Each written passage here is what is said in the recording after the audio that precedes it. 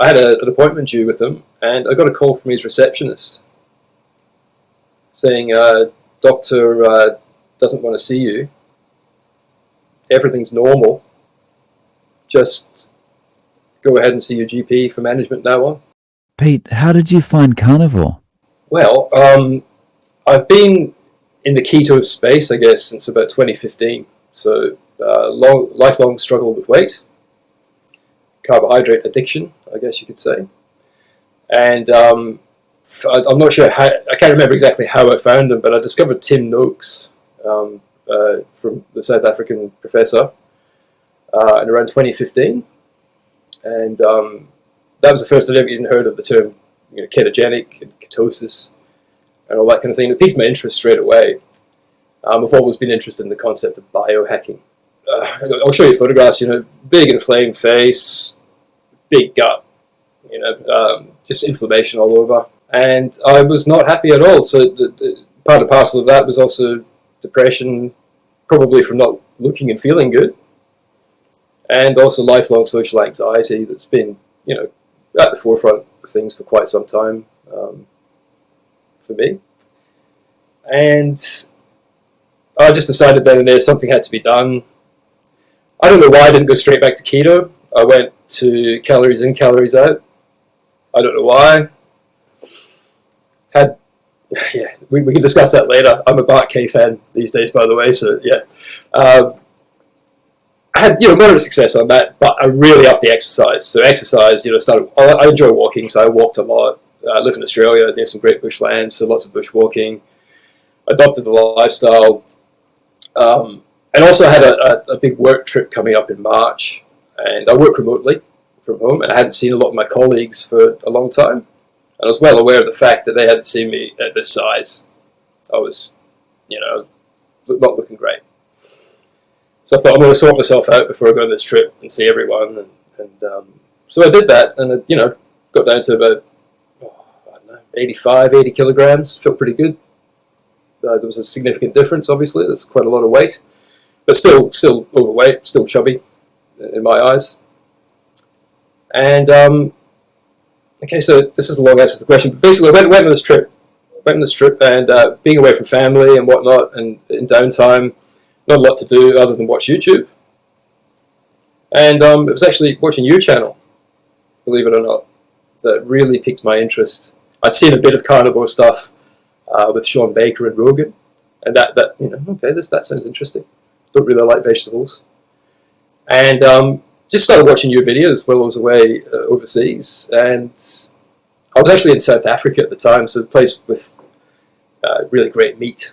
The quality of meat in South Africa is fantastic, and the culture is very much braai, barbecue oriented. So I kind of started doing it then and there, braaiing up really nice steaks and buying the beef jerky that they do over there and all that kind of stuff, and really enjoying myself. And actually, another colleague who I worked with revealed to me he was carnivore at the time, and so again, that it all just seemed to happen organically around that time. Got back from a month away in April, and because I have a family, and you don't want to be antisocial, you want to eat alongside your wife, that sort of stuff. Kind of went back to the Carnivore at that point. So still very much meat and fat based, but vegetables and treats and all that sort of stuff as well. And that's when the gut thing. So obviously I'm jumping ahead here, but I've also suffered from extreme gut inflammation for a long time, and we can talk about that down the track. But yeah, my gut really inflamed badly, and symptoms that I have related to that gut issue really flared up. And that's when you pop back in my head again, really, just in terms of the healing that yourself and the people that you've interviewed have experienced. So I said to my wife, listen, I've discovered this thing. I enjoy barbecuing. I'm just going to eat meat for a while and see if it helps. And my wife's very great and caring, and she was on board. She's not carnivore, but she's more than happy for me to do what I have to do for the sake of my health. So I had her support. And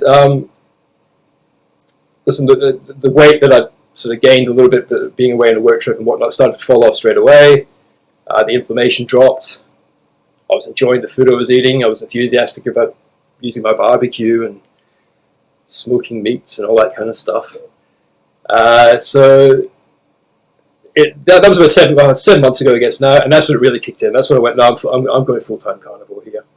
And there's the long answer to how I found carnivore and why I'm sitting here right now. In 7 months, you've dropped, so you said about, so 96 about 12 kilos?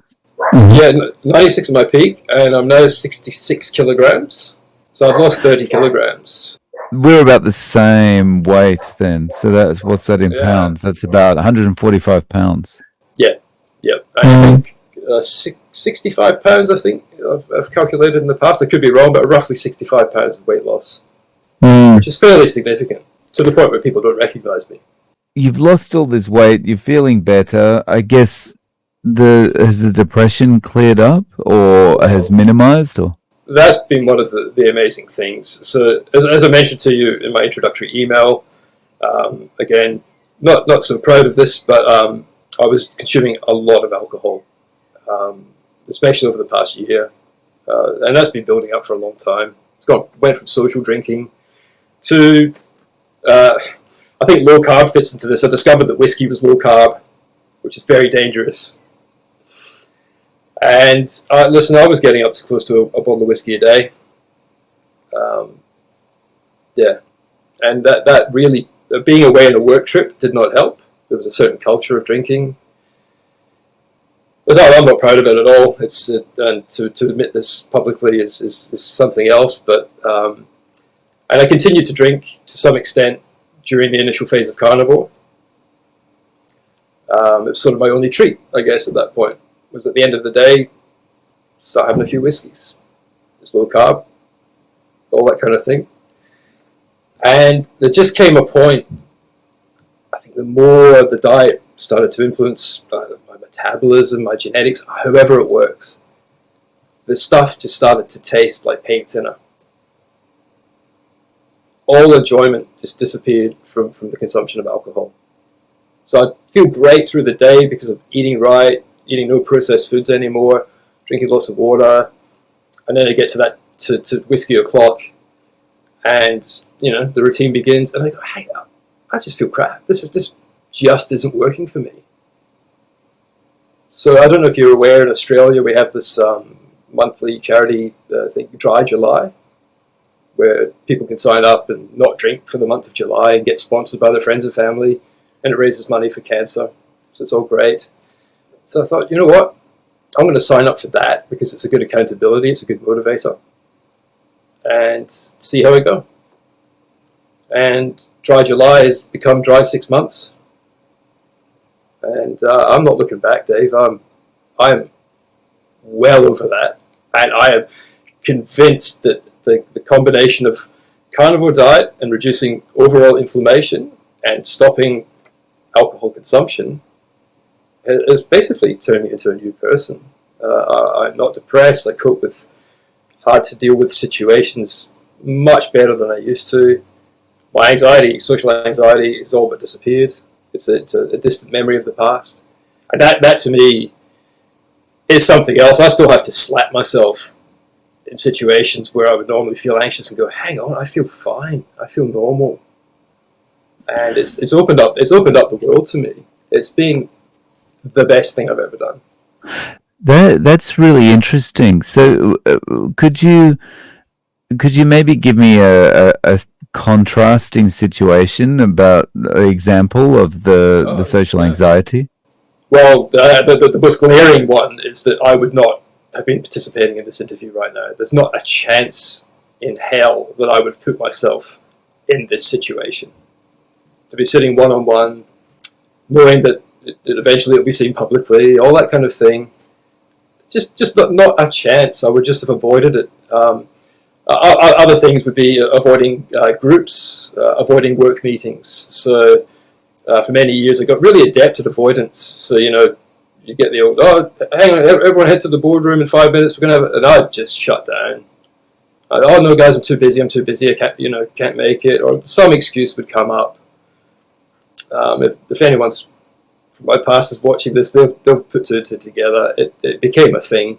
I just couldn't do social situations. I couldn't fly. I was scared of so many things. I never understood why, and I sought medical help. Absolutely. So I got to the point where I saw a psychiatrist. Not just psychologists, not just GPs, but I was referred to a psychiatrist, and I thought that was going to be the pinnacle of treatment, and they were going to work it out and dig out the trauma that caused this problem, and nothing helped. And there was medication involved. Again, I look back on that, and I'm not overly thrilled that I did that, but I took sertraline, which is Zoloft, and I've taken fluoxetine, which is Prozac, and I was on a fairly lofty dose of Valium as well for a while. So that's how significant the condition was. Yeah. So to think now that I'm sitting here completely drug-free, alcohol-free, able to cope with this, and I love life now. I have a zest for life. I'm 48, and man, I feel like I've been reborn. I just want to hit my goals again. I do have goals. I'm excited about the future. I want to live as long as I can. It's fantastic, and it's genuine. That's awesome. And the more you talk, the more I realize how much we have in common. Really? So we're the same age. We're both Australians. We're both from Scotland originally. Oh, really? Right. Okay. Yeah. I can see it now. You mentioned it, but yeah. Yeah. Yeah. I was younger when I got here. That's why I've got no trace of the accent left. But yeah. Right. How old were you when you made the move? 6. 6. Yeah. Okay. Same age as my sister. Yeah. What part of Scotland are you from? Ayrshire, so a small village called Alloway, which is the birthplace of Rabbie Burns, the poet. I'm also from Ayrshire. I'm from Irvine. Oh, mate. I was born in Irvine, Dave. I was born in Irvine. Really? Yeah, it's on my birth certificate. So we're both the same age, and born in I think it's the same hospital. Yeah. That's crazy. Wow. Yeah. Oh, how weird is that? Yeah. And then we both find ourselves in Australia. Yeah, now we're connected via the interwebs. It's yeah, but that's awesome. Fantastic. Yeah. Yeah. So, I mean, this is massive list of improvements. It truly in is. 7 months. In 7 months. Yeah. And yeah. So, I mean, how you mentioned your wife? How does your wife feel about it? Like, what's she noticed? Has she noticed the change in you? Oh yeah. I think she kind of has to sort of stand back and go, "Is this the same Pete?" I think she's thrilled. I'm sure she's thrilled about the fact that I look physically far healthier. I have more zest and virality, so that doesn't hurt. Wink, wink. No, she's entirely supportive, and I'm very, very fortunate that she is so supportive. And I'm not going to lump my lifestyle choices on anyone else and say, "Hey, you should do this." I feel that all I can do is lead by example. If somebody else wants to jump on board, great. My son, I have a few sons. I have 4 children, 4 sons. My eldest son, who's 20 and a good mate of mine, he's shown extreme interest, and he's seems to be going that way. He's now enjoying a steak for dinner and nothing else. Still has the odd treat, but he's young enough that his body can handle it. He's very fit and healthy.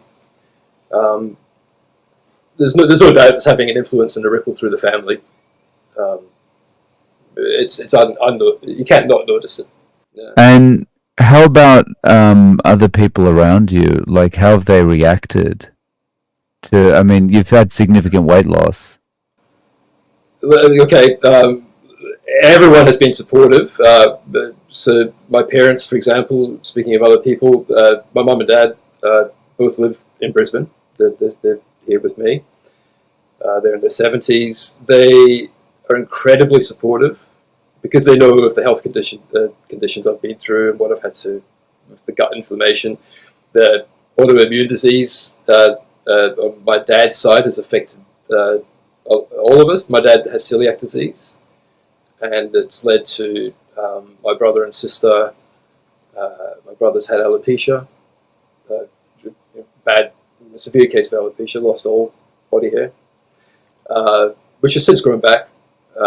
And my sister has also suffered from eczema, lifelong eczema. For me, it seems to have manifested in gut issues, which I've only really become aware of in this year, really, as when I sort of looked at help. I went down the path of looking for help from a doctor for that. So again, this is what we discussed briefly before. It's slightly personal stuff, but I do suffer from gut inflammation that leads to further side effects, being growth of abscesses and boils down in that area, which them in themselves lead to further complications, which led to a pretty severe case of anal fistula. I'm not sure if your viewers are aware of that condition. You can look it up on Google, but it's a terrible condition where the body forms its own tracts to the bowel. So basically, these tracts, internal tracts, form around the bowel opening, and they're incurable by all medical accounts. Surgery is the only answer. So that really came to a head for me this year. I got very tired of having to suffer with the pain and the flare-ups involved in this condition. So now I'm getting more frank. I'll say that was also part of the main motivation to try Carnivore, because of the healing experience that I heard other people go through. And I'll condense this story, but the flare-ups got bad enough for me to see a surgeon this year, who diagnosed me with pretty much the most serious condition that this can, a complex transsphincteral fistula, where the tract actually crosses the bowel. So there's a very, very slim chance of the surgery even being successful, and there's a high probability of losing bowel function and lifelong ostomy, wearing an ostomy for the rest of my life. And that was motivation enough to go, I need to do something here. I need to take control of this and do whatever I can. So I had this terrible diagnosis. This has all been in the space. I'm trying to timeline this for you. Probably all the last 5 or 6 months. This has all sort of happened. Got the diagnosis. He even said to me, "Listen, I'm sending you off for an MRI here. I normally don't send my patients off for MRIs, but yours is so severe that we're going to have to get an MRI," which I dutifully did. Wasn't cheap. Got the MRI. Waited a month, and a lot of anxiety during that month. Thinking of the worst. Imagining the failed surgeries, all that sort of stuff. And I had an appointment due with him, and I got a call from his receptionist saying, "Doctor doesn't want to see you. Everything's normal. Just go ahead and see your GP for management now on." And I almost dropped the phone, because it's not like it was great news, but it's like, hang on, I have a serious medical condition here. How can you just build me up like that and then fob it off in a phone call from your receptionist? It really hit me hard. I was shocked. That seems like a very kind of blasé way. I mean, it's great news, but a very kind of just, okay, go away now kind of attitude, right? It was shocking. This condition, anyone else that may have experienced it knows that there are usually multiple surgeries required to fix the situation. It's hard to heal in an area like the bowel for obvious reasons. It's just not a sterile place. It doesn't heal very well. And I don't want to get too pessimistic or skeptical here, but people with this condition are basically money printing machines to these surgeons. because they know that it's going to take multiple hits under the knife to get it fixed.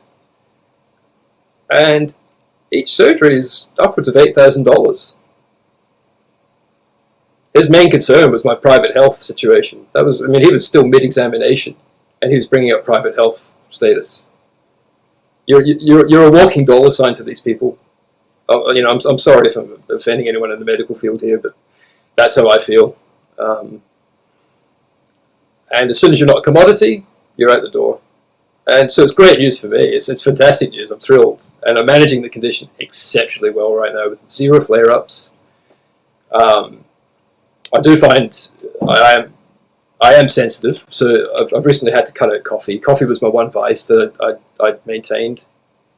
And a bit like the alcohol, a cup of coffee, which I used to love, now tastes to me like an ashtray. It tastes horrible. I'll make one out of habit, and it ends up going down the sink. And if I have too many coffees, I will flare up. So I'm currently cutting that out and noticing, that definitely affects me too. So I think due to autoimmune disease and this undiagnosed gut inflammation issue, I once said to my doctor, listen, every time I Google my symptoms, I get immediately driven to either colitis or Crohn's websites. And he just dismissed that straight away. Oh, no, that's like looking up a headache and thinking you have a brain tumor type thing. But it's like, no, this is, I know my body. This is more serious than a funny tummy. So I am particularly sensitive to food. So weight loss has been a huge driver in this thing, but health management is number one for me. To kind of get an understanding of the timeline of, the improvements gut-wise, so it's only been a month or two since you heard from the receptionist? Yeah, correct. Yeah, correct. So at what point for you though did the gut issues start to improve? Like it was improving somewhat before you called? It was. It was. We're talking a pretty significant lump within the tract, and that's what motivated me to see my GP, get the referral to the surgeon, be very strict with the carnivore diet, and it just been gradually getting better during that period of time, to the point where I suspect during the MRI, by the time I got the MRI, things were actually starting to, the lump had decreased, feeling much better. So I suspect around the time of that, things were starting to settle down, and they've been just getting better and better ever since. Touch wood. And when you hear stories like yours, and by changing your diet, you can have so much impact on your health. It really, it really is such a powerful thing for people to hear. I now firmly believe, corny as it sounds, but I firmly believe that food is medicine. And what we put in our bodies has immense impact on how we feel. I think our bodies, the human body is a very resilient thing. So I think you can throw a lot at it, and most people do. And most people get away with it to some extent. Not me. I've always been, but so here's something I thought of recently. I really, some days I just feel like Superman. I feel so good at the moment. I feel at this age, to have had such a, like I mentioned before, a rebirth and feel so invigorated. I was having a chat with my son the other day. I said, I honestly feel that if you were able to time travel, so if you went back in time to before the advent of processed foods, when people were still living on whole foods, probably, if available, lots of meat, lots of fat, minimal seasonal fruits, that type thing. I think I feel how a person in the past felt. I don't think modern humans actually have a taste of how good you can actually feel if you look after your body and you eat right.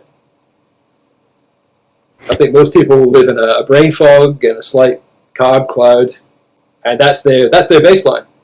So they don't know any better, and they might drink at the end of the day to increased dopamine, and that'll make them feel better, or the exercise and the endorphins.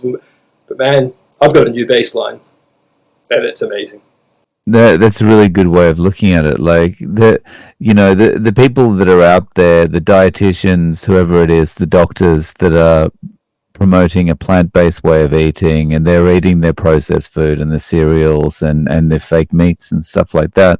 Yeah. You know, they don't actually have an understanding of what good feels like. I'm convinced of the same. Mm. Convinced of the same. I think if you're vegan, for example, and you eat a primarily whole food based diet, and you avoid the not bacon and the fake nuggets and all that crap, and the Pop Tarts, just throw that in there. I think you're off to a really great start. I think eating whole foods and avoiding processed foods is a great start, no doubt. But I also think, hey, we're not made of plants. We're made of meat. Our brains are made of fat. It just makes sense that we have this great bioavailable protein source that our bodies recognize and know what to do with. You're not losing half of the plant proteins, and you're not risking the soy, hormonal imbalances, and all the rest of it. So, that's why I'm fully on board with carnivore. But to give anyone advice, I would say cut the processed foods and eat whole foods. You're off to a great start. Absolutely. Yeah, and I mean, from that perspective, if someone's a whole food vegan, I mean, really, they're on the same page as us, as far as the enemy's the same. The ultra processed food is the enemy, right? It's exactly. Yeah. Right. And then, if you want to dig deeper as to why that enemy exists, we can talk about perhaps that there's a desire from large corporations to keep us sick and keep us medicated. And I feel strongly about that because I was thrown under the medication bus. At 48 years old, how has your outlook on the future changed? Like, I'm sure at 48, your outlook on the future is better than it was when you were 47. Yeah. So 47, to flash back, it was the beginning of the end. My body's packing in. I'm fat. I'm depressed. I'm anxious. I can see younger people coming into my industry. I work in a creative field. I see younger people stepping in. All that kind of thing. You almost feel like you're entering God's waiting room to a certain extent. Which sounds crazy at the age of 47, and I'm sure anyone who's in the late 50s or early 60s would laugh at me, but that's genuinely how I felt. So at 48, having been through this transformation, man, I feel as thrilled and excited about life as I was when I was 17. I see possibilities. I feel get up and go. I feel like I could reinvent myself at any given time, and age isn't a barrier at all. And I'm actually really glad, to put a positive spin on it, that I found it at this relatively young age, because I feel like I'm setting myself up for a great decade in my 50s and 60s, 70s, 80s, beyond. So you mentioned you got a creative job. Do you mind talking a little bit about what kind of work do you do? Yeah, so I'm a video editor in the television industry. I'm freelance these days, and I have a few big name clients as such. They employ me. I'll be gracious to them. They employ me. But I do a lot of Australian factual television and also reality programming. So there's actually a show that I've worked on for the last couple of seasons. It's an international format. SBS, Special Broadcasting Service in Australia, make this program, but it's called Alone. It's a survivalist program where a handful of competitors are dropped off in the wilderness, completely isolated from each other, probably about 10 kilometers apart from each other, with no crew, just their own cameras and gear, and they've got to document, and no food, no shelter, nothing. They're dropped off with nothing. but the clothes on the back and a couple of special items, might be a flint for lighting fires. That's about it. And whoever survives the longest in that situation wins $250,000. So that's been and I'll tie that back to what we're talking about, because the one observation I've made from now, having cut 2 seasons of that program or episodes within that series, is that what I've noticed is that the people that go in there with the assumption that they're going to live off the land, through berries and roots and that sort of thing, really don't make it as long as the people that catch the fish and are lucky enough to, say, catch a possum and get the protein that they need. It's the people that eat meat on that show that survive the longest. Yeah, it's an interesting case study. It really is. And what's also interesting is that most of the competitors are smart, so that they'll actually fatten themselves up before going in. And some of them gain up to 20 kilograms, just scoffing rubbish, and go in with the physical reserve, knowing that that's their fuel source for the next however many days. I mean, some of these people will last 60, 70 days in the wild. And they'll walk out looking much, much thinner than when they walked in. And there's a whole refeeding process, and there's a general awareness of ketosis and all that sort of stuff within the show. So it's quite interesting to work on, being a bit of a keto head myself. You know what? Actually, just popped in my head then. It was around December last year that I cut series 1 of this program. I'm pretty sure that had something to do with the fact that I wanted to lose the weight.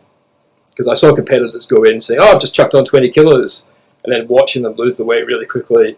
It's like, hang on. So I lost quite a lot of weight during the first season of Alone. Almost live your art or whatever. I sort of lost the weight alongside the competitors in the show to some extent. Oh wow! And is there any preview of this available? Because I imagine it doesn't stream outside of Australia. Well, it's actually it's a US format originally, so any American viewers can watch this. The show is called Alone. And it originated in the States originally, so they're up to multiple seasons, probably 10 seasons or something like that. So you can probably catch that easier than you can catch the Australian version. But if you're in Australia, it'll be on SBS. So if people want to reach out to you, Pete, do you have an Instagram or a Facebook or a YouTube or something? I have a YouTube, the Primal Timeline. There's no content on there at the moment other than a trailer, but I've had a good hard think about this, and I am going to start creating content. I was saying this to my wife yesterday. When you have results like this, you want to sing it from the rooftops, right? It's hard to stay quiet. At the same time, you don't want to get in people's faces in real life. So I think having a channel where you can spread the message to those that want to listen to it is a great idea. And so you know what? And again, this is testament to my results. There's not a hope in hell I would have even considered starting a YouTube channel as an anxious, introverted person. Again, it sounds ridiculous, but here I am. I'm up for it. Let's go. Let's do it. So I'm gonna start launching, start putting out content on January the 1st. I've made a clear date there, and I'll just I just want to tell my story, share my story, like lots of other people are doing on YouTube, and I think it's a great thing. The more of us that can do it, the better. Yeah. Well, Pete, thank you so much for coming on and sharing your journey. I really appreciate your time. Yeah, not a problem, Dave. Thanks for having me. I really appreciate it.